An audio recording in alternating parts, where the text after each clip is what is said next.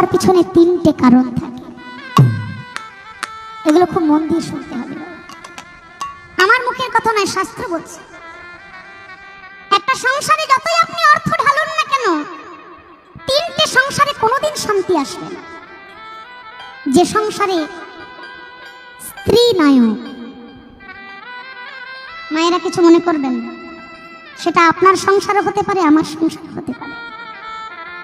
যে সংসার স্ত্রীর কথাই ওঠে বসে, হ্যাঁ, স্ত্রী যদি আপনাকে ন্যায্য বলে মানতে হবে, তিনি আপনার সহধর্মী, অর্ধাঙ্গিনী, তার ন্যায্যটা আপনাকে মানতে হবে।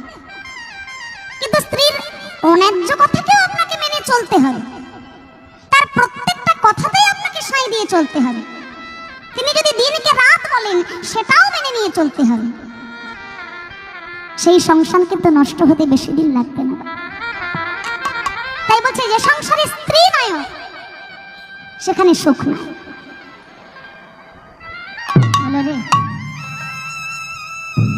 আর না, যে সংসারে শিশু নায়ক, ছোট্ট বাচ্চার কথাতেই সবাইকে উঠতে বসতে হবে, সে যেমন ভাবে বলবে সেভাবেই সবাইকে চলতে হবে।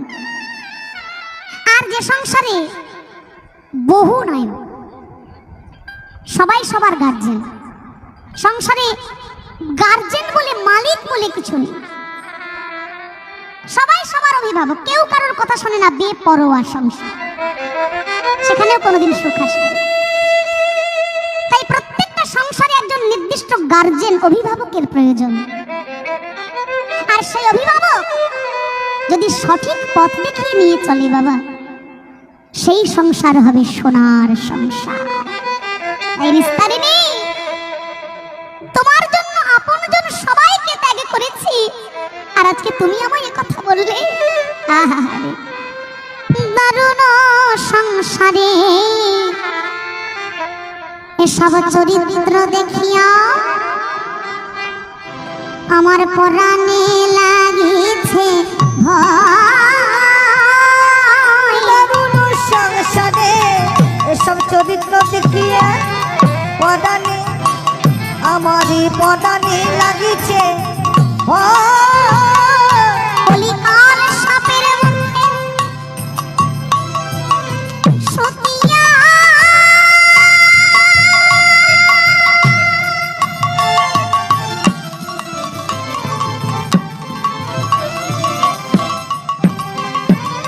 কলিকাল সাপের মুখে সতিয়া রয়েছে, কাল সাপের মুখে সুতিয়া রয়েছি, না জানি কখন কি হয় আমার, না জানি কখন কি হয়।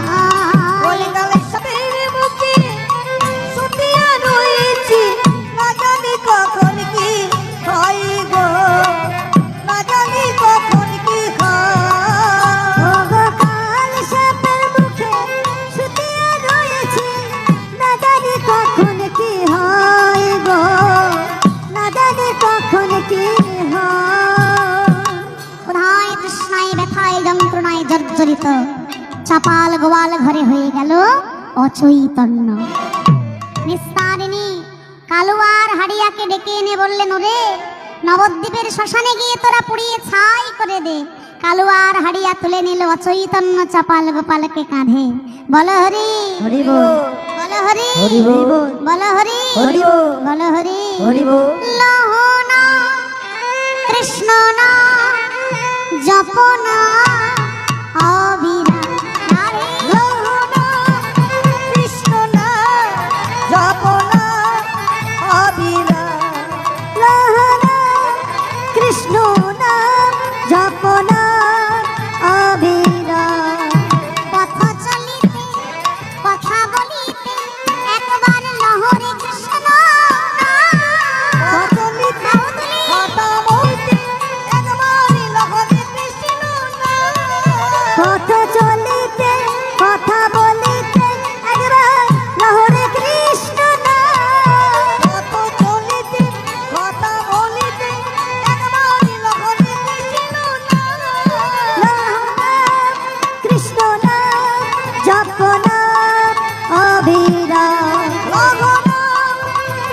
না যপনা অবিরাম লাহানা কৃষ্ণ না যপনা অবিরাম লাহানা কৃষ্ণ না যপনা অবিরাম বলো হরি হরি বল বলো হরি হরি বল বলো।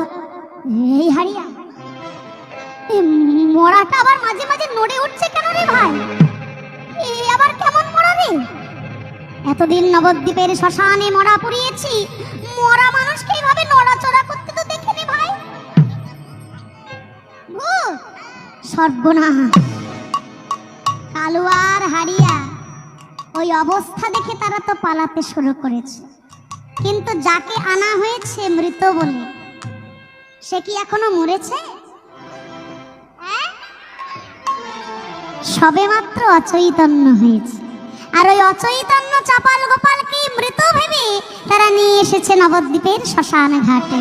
হ্যাঁ, তাই আজকে চাপাল গোপাল বলছে, ওরে কালুয়া, ভালো করে চেয়ে দেখ, আমি মরি নাই, মরি না, আমি মরি নাই মরি না আমি মরি নাই মরি না ওরে শোন রে কালুয়া ভাই, আমি মরি নাই, মরি না। ওরে শোনে রে কালুয়া ভাই মরি নাই মরি না কালুয়া হারিয়া ধীরে ধীরে এসে দেখে, এ কি?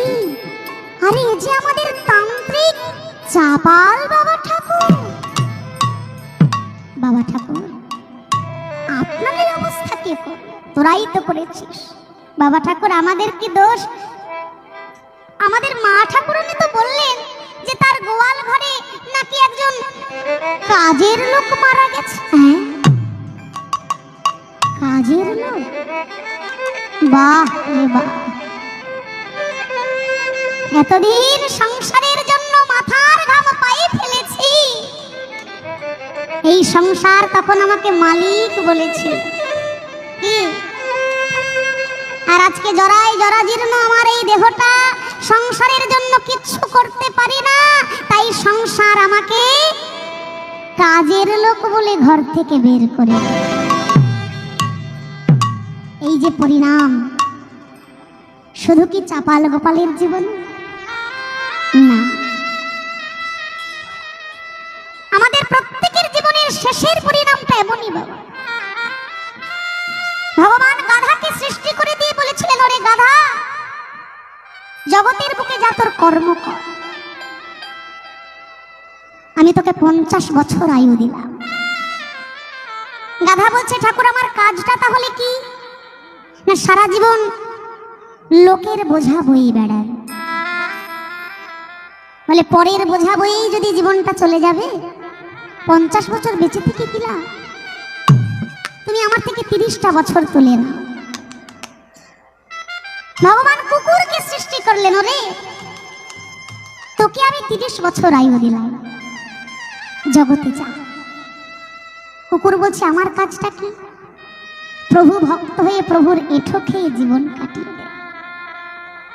বলে প্রভু ভক্ত হয়েই যদি জীবনটা আমার কেটে গেল, প্রভুর দাস হয়ে এঁঠো খেয়ে যদি জীবন যাবে, 30 বছর বেঁচে আমার লাভ নেই। আমার থেকে 15টা বছর তুমি নিয়ে নাও ঠাকুর।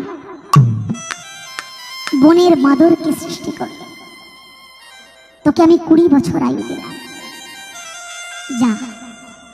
বলে প্রভু আমার কাজ কি? না এই ডাল থেকে ওই ডাল, ওই ডাল থেকে সেই ডাল, লাফিয়ে লাফিয়ে জীবন কাটাবে।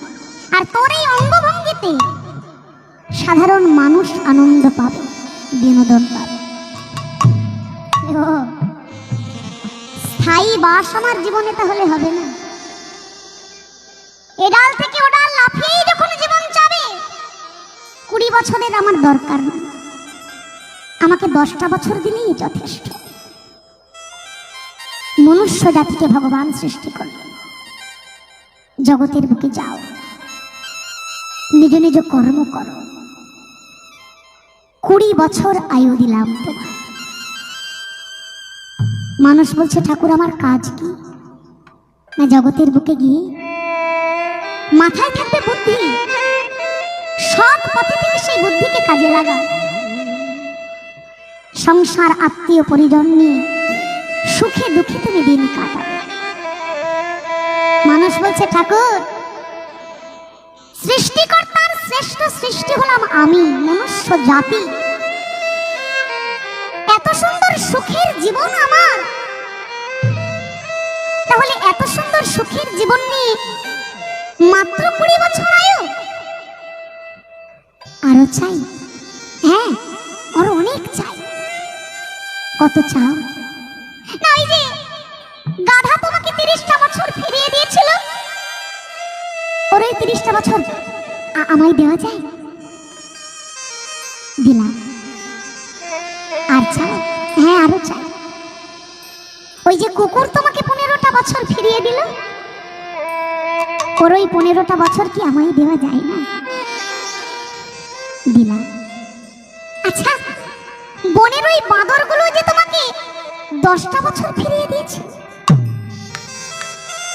ওদের ওই জীবনটা কি আমায় দেওয়া যায়? ভগবান চিন্তা করলেন, হায় রে মানুষ, সৃষ্টিকর্তার শ্রেষ্ঠ সৃষ্টি তুমি, বনের পশু পাখিরা নিজের ভালোটা বুঝলো, আর মানুষ হয়ে তুমি নিজের ভালো মন্দ বুঝলে না।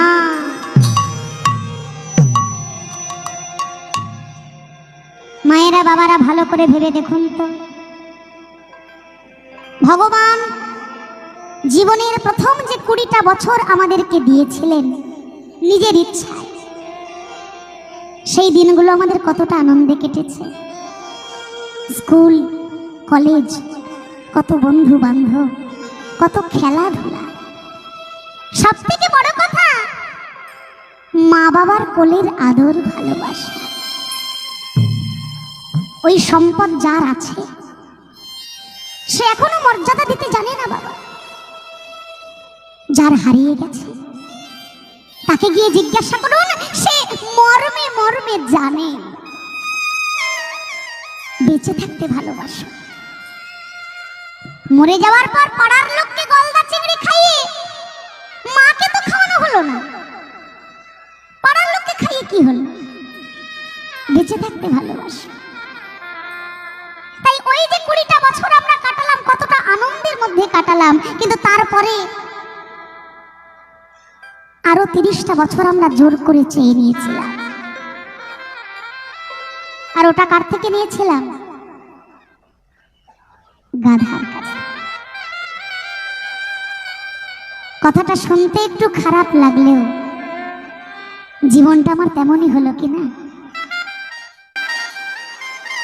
সংসারের বোঝা বইতে শুরু করলাম গাধার মতো, বোঝা বইতে বইতে জীবনের কতগুলো দিন আমি পার করে দিলাম।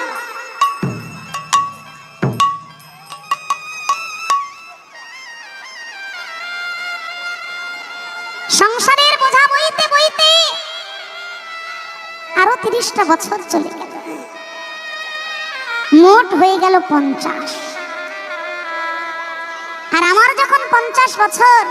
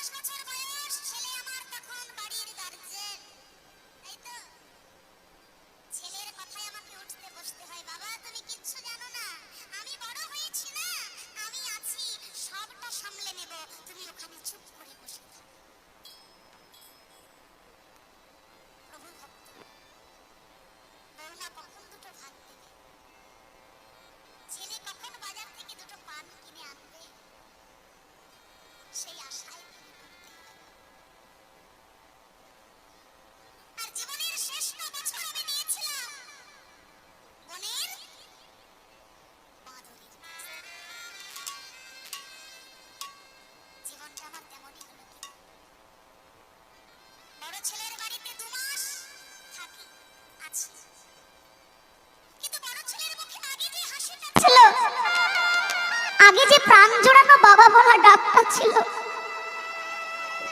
আজকে আর সেই ভালোবাসাটা নেই। মনক্ষুণ্ণ হয়, একবারের থেকে দুবার ডাকলে রেগে যায়। শোনা গেল আড়ালে ছোট ভাইকে বলছে, হ্যাঁ রে